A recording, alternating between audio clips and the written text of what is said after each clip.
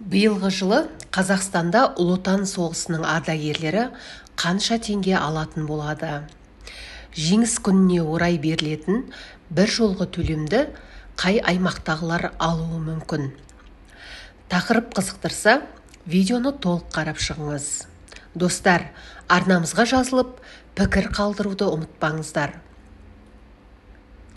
2024 жылдың 15 сәуірінде Алматы қаласы мәслихатының депутаттары кезектен тыс 16 сессиясында әкімнің ардагерлерге бір жолғы төлемнің көлемін 2 миллион теңгеге дейін көтеру туралы бастамасын бірауыздан қолдады.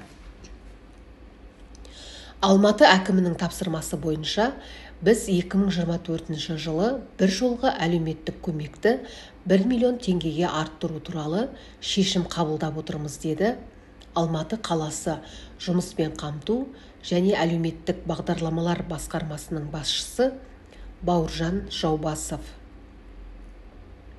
Сондай-ақ әкімдікте бүгінде қалада 44 Ұлы Отан соғысының ардагері тұратынын айтып өтті.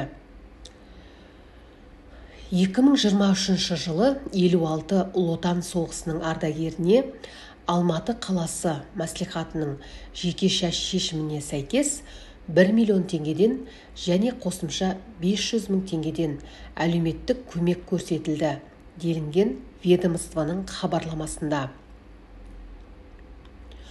Төлемді қаланың аудан әкімдіктері, азаматтарға арналған үкімет мемлекеттік корпорациясы, Алматы қаласы бойынша ұсынылған тізімдер бойынша екінші деңгейдегі банктердегі шоттарына өтініштерді талап етпестен жүргізетін болады.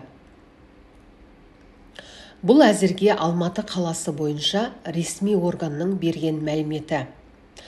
Алдағы уақытта Қазақстанның өзге де аймақтарында Ұлы Отан соғысының ардагерлеріне қанша қаражат берілетіні туралы мәліметтер толығатын болады. Жыл сайын Ұлы Отан соғысы ардагерлеріне арнайы төлемдер беріліп отыратыны белгілі. Биыл онсыз да аз қалған ардагерлерді құралақан қалдырмайды. Алдағы уақытта еліміздің өзге де облыстарында қанша қаражат берілетіні белгілі болмақ.